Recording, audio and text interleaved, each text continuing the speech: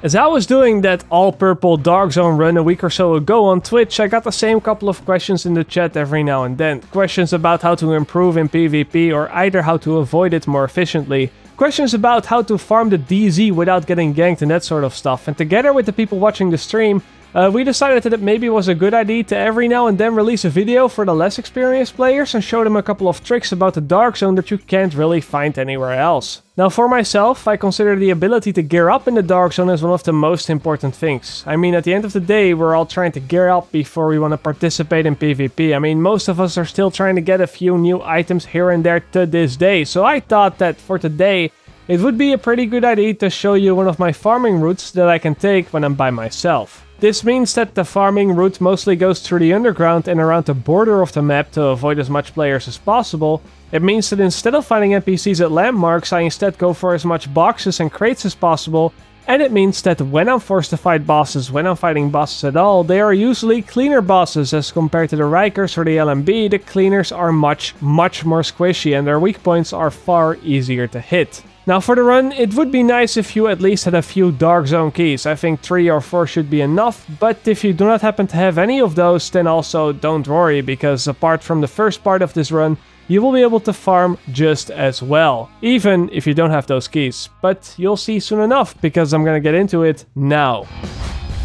For this run, you want to start off at the DZ06 West checkpoint and head over to the underground entrance in front of you right as you exit the checkpoint. Here you will find some mobs, sometimes more than others. The spawns here are a little bit random, I don't really know how it works, but take your time, take them out, or be really lazy and walk right past them. What's important is that you take the door to your right into this little corridor area and make your way over to the middle to this square-shaped room. In this room, you will find the first DZ chest, giving you 2 items. Once your loot is picked up, turn around and move forward through the corridors until you get to the staircase. Take the staircase down to the lower level of the subway, and there you will find a boss that is very easy to take down compared to the other bosses in the Dark Zone. That is because this boss is only protected by 4 or 5 elites. That's it. Another 2 very easy items. If you're done with him, you should stay on the lower level of the subway and look under one of the 2 staircases. Underneath one of those, there are a whole lot of dead bodies, but under the other one, there's another chest with 2 items.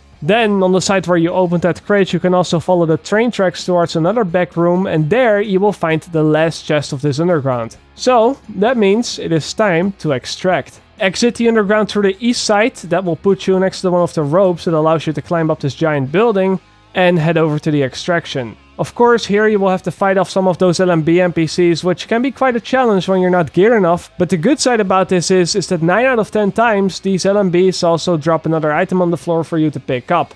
Which is exactly the reason why we're not going for a 9th item anyway after coming out of the underground. Usually, you will find a 9th item here. Now, for those watching that did not have any Dark Zone keys whatsoever, it's probably a good idea to start farming from this point in the video, because from here on out, you aren't required to have those keys. Once you're finished with the extraction, take the rope down that you used to climb up, the one on the north side, and walk a little bit towards the west where you will find this alleyway. This will lead you to a dead end, but at the end of it you will find a chest with a sealed cache inside of it. Pick it up and after that walk east all the way past the church. Be a bit careful of the LMB that always roams around this area, however, you know, if you keep your distance, they won't really do a whole lot to you. Once you're past the church safe house, take a left and climb over this fence, follow the alleyway until you find a small building to your left, enter that, walk to the back end of it, and there you will find another one of those chests with a sealed cache inside of it.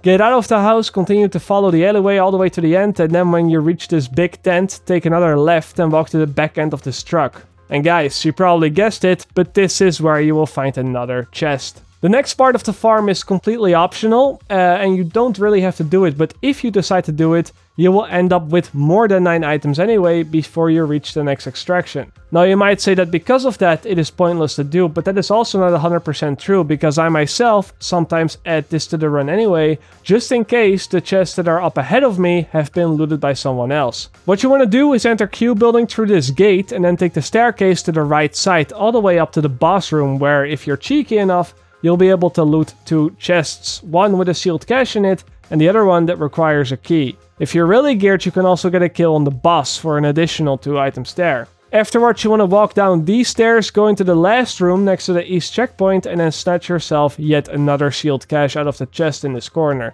Now, if you don't feel like doing this part of the run, I said it's optional so you don't have to do it, but what you have to do instead then is just run through Q building the way that I'm doing right here, and then this way you can still pick up the sealed cache in the corner of the room before you leave. The thing is, you will not get access to the 2 chests in the boss room, nor will you get the loot from the boss, but you will still be able to get 9 items in total if the chests up ahead are not looted yet. Then, once you're done with Q building, head over to the pit, but before pulling any aggro from the NPCs, you want to walk all the way to the end of this alleyway to the left side and then pick up another sealed cache. Once you got that, walk past the pit, maybe kill 1 or 2 NPCs if they happen to follow you around, and then take the second alleyway to the left where you will once again find another sealed cache chest. After that, head over to the south to this street close to the DZ05 extraction, walk through this building, take another left to open another chest with a sealed cache in it, and then it's time to go to the extraction. At this extraction you will have to fight off some more LMB, which is probably the most difficult part of the whole run,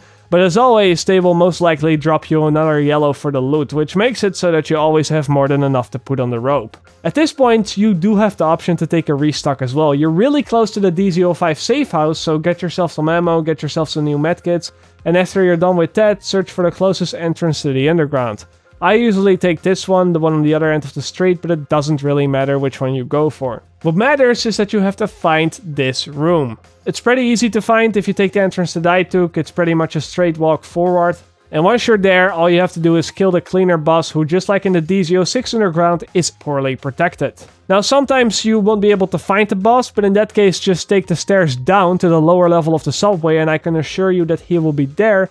And once you've taken him out, follow the train rails down to another back room where you will find yet another chest that will grant you 2 more items. This one is optional though, you do need a DZ key for this, just like with the one in Q building, but looting this assures you that you will have 9 items to extract, even if some of the other chests up ahead have already been looted by other players. After you're done with that, head out of the subway and go over to the contaminated cleaner area to the west of DZ05 and DZ06, but before you start wailing away at those cleaners, you should head into this alleyway and take another sealed cache with you. It is usually on your path from the underground to the contaminated area, so if you're smart about it, you can get this at literally no extra effort. And after you're done cleaning up those cleaners, there are 3 more locations in this contaminated area where you can get yourself some extra loot. First up, the most obvious, is on the back of this truck. This one is another DZ key chest. Then you can also go into the garage on the east side and there you'll be able to find another sealed cache. And to finish it up, you can also go back up and walk to the end of this yellow tent at the west side,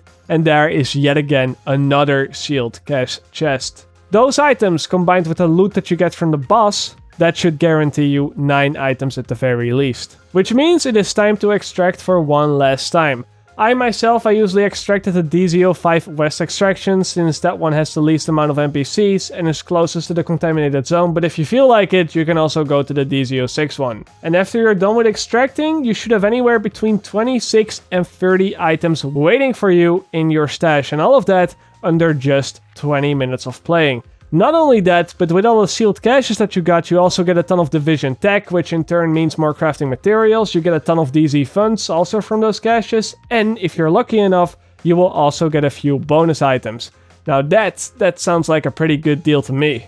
Now, I'm not going to make this run prettier than it is. It's not 100% risk-free, as most of you probably already imagined. Yes, you're farming on the outskirts of the map. Yes, you're mostly out of sight from other players.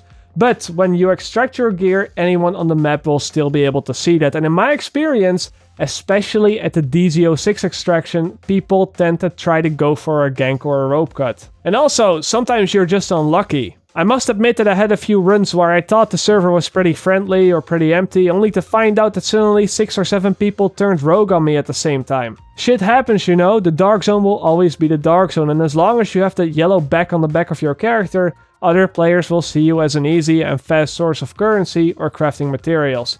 And if you don't like this aspect of the DZ, well, don't go into the DZ, there are other ways to get loot fast, hence the Lincoln Tunnel farm that I showed you a little while ago. This video should just help those that want to play the DZ but don't necessarily want to PvP. You know, the solo players that just want to farm a bit. But yeah, that's going to wrap it up for today. As always, I will see you guys later or like they say in the Netherlands, zie je later.